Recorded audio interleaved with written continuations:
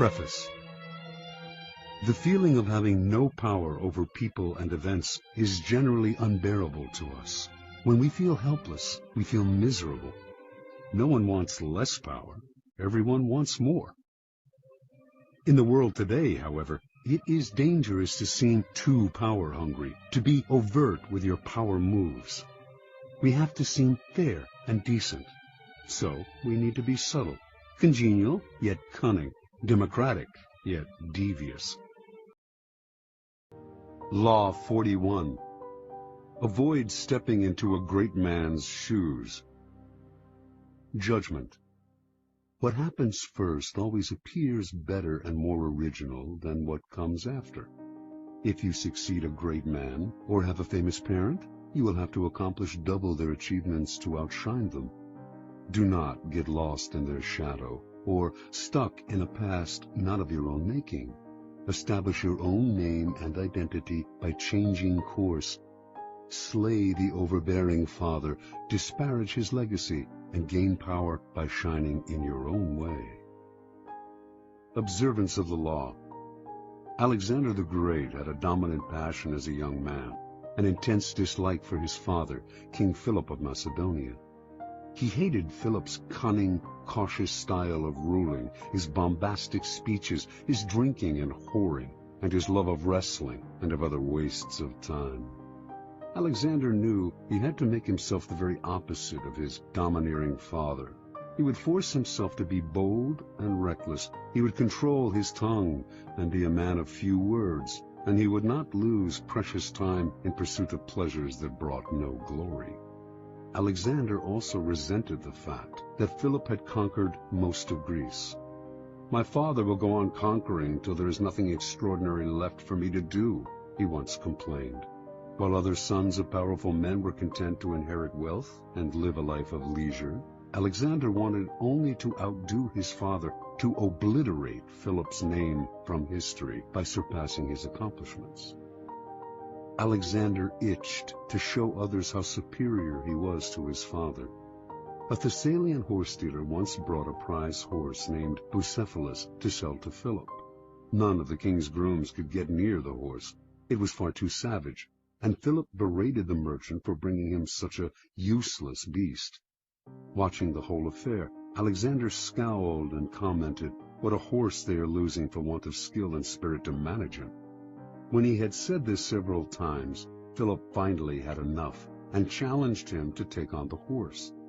He called the merchant back, secretly hoping his son would have a nasty fall and learn a bitter lesson. But Alexander was the one to teach the lesson. Not only did he mount Bucephalus, he managed to ride him at full gallop, taming the horse that would later carry him all the way to India. The courtiers applauded wildly, but Philip seethed inside, seeing not a son but a rival to his power. Alexander's defiance of his father grew bolder. One day the two men had a heated argument before the entire court, and Philip drew his sword as if to strike his son. Having drunk too much wine, however, the king stumbled. Alexander pointed at his father and jeered, "Men of Macedonia, see there the man who is preparing to pass from Europe to Asia.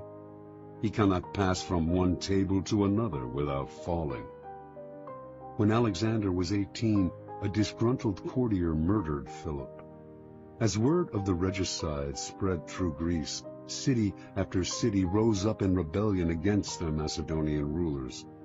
Philip's advisers counseled Alexander, now the king, to proceed cautiously, to do as Philip had done and conquer through cunning. But Alexander would do things his way. He marched to the furthest reaches of the kingdom, suppressed the rebellious towns, and reunited the empire with brutal efficiency. As a young rebel grows older, his struggle against the father often wanes, and he gradually comes to resemble the very man he wanted to defy.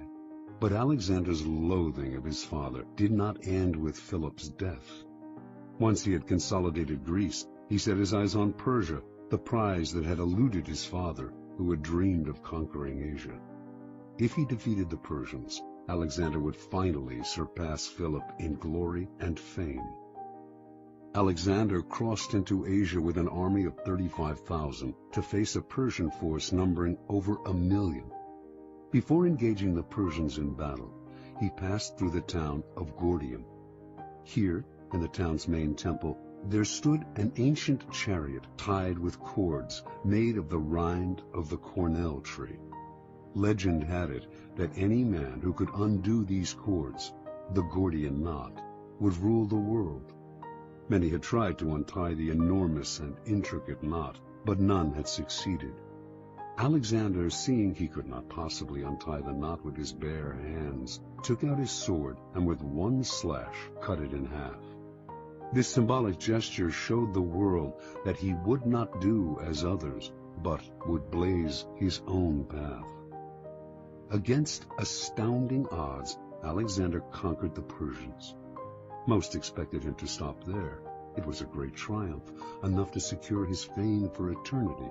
But Alexander had the same relationship to his own deeds as he had to his father. His conquest of Persia represented the past, and he wanted never to rest on past triumphs, or to allow the past to outshine the present. He moved on to India, extending his empire beyond all known limits. Only his disgruntled and weary soldiers prevented him from going further. Interpretation. Alexander represents an extremely uncommon type in history, the son of a famous and successful man who manages to surpass the father in glory and power. The reason this type is uncommon is simple. The father most often manages to amass his fortune, his kingdom, because he begins with little or nothing. A desperate urge impels him to succeed. He has nothing to lose by cunning and impetuousness, and has no famous father of his own to compete against. This kind of man has reason to believe in himself, to believe that his way of doing things is the best, because, after all, it worked for him. When a man like this has a son, he becomes domineering and oppressive, imposing his lessons on the son who is starting off life in circumstances totally different from those in which the father himself began. The sons of such men tend to become cowed and cautious, terrified of losing what their fathers have gained. The son will never step out of his father's shadow unless he adopts the ruthless strategy of Alexander. Disparage the past, create your own kingdom, put the father in the shadows instead of letting him do the same to you. If you cannot materially start from ground zero, it would be foolish to renounce an inheritance. You can at least begin from ground zero psychologically, by throwing off the weight of the past and charting a new direction. Alexander instinctively recognized that privileges of birth are impediments to power. Be merciless with the past then, not only with your father and his father, but with your own earlier achievements. Only the weak rest on their laurels and dote on past triumphs. In the game of power, there is never time to rest. Keys to power. Power depends on the ability to fill a void, to occupy a field that has been cleared of the dead weight of the past. Only after the father figure has been properly done away with will you have the necessary space to create and establish a new order. There are several strategies you can adopt to accomplish this. Perhaps the simplest way to escape the shadow of the past is simply to belittle it, playing on the timeless antagonism between the generations, stirring up the young against the old. For this, you need a convenient older figure to pillory. John F. Kennedy knew the dangers of getting lost in the past. He radically distinguished his presidency from that of his predecessor, Dwight D. Eisenhower, and also from the preceding decade, the 1950s, which Eisenhower personified.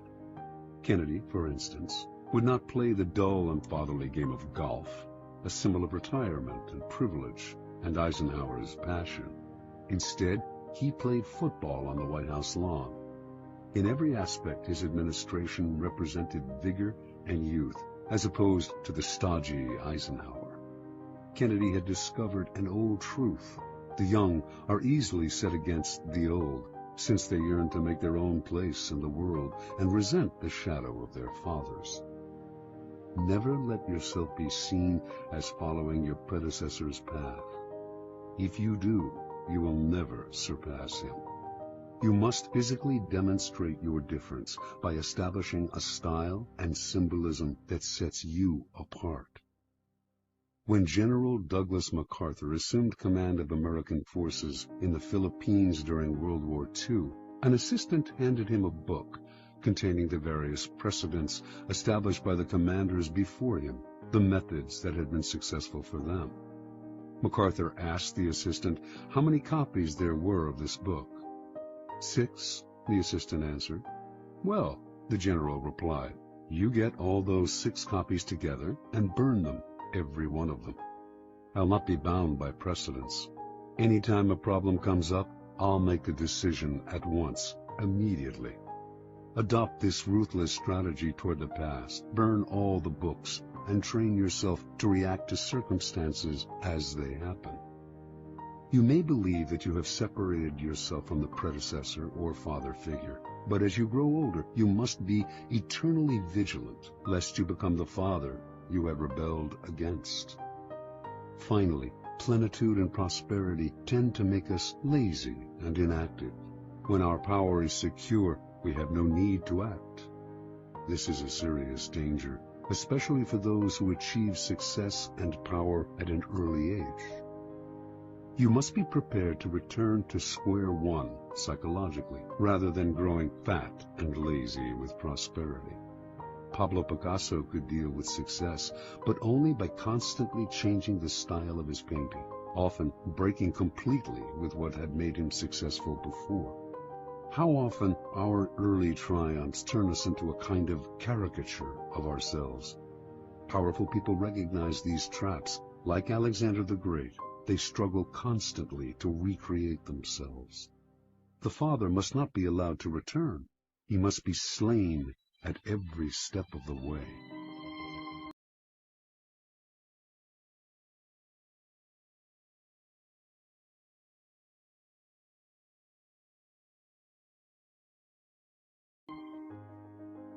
Law 42.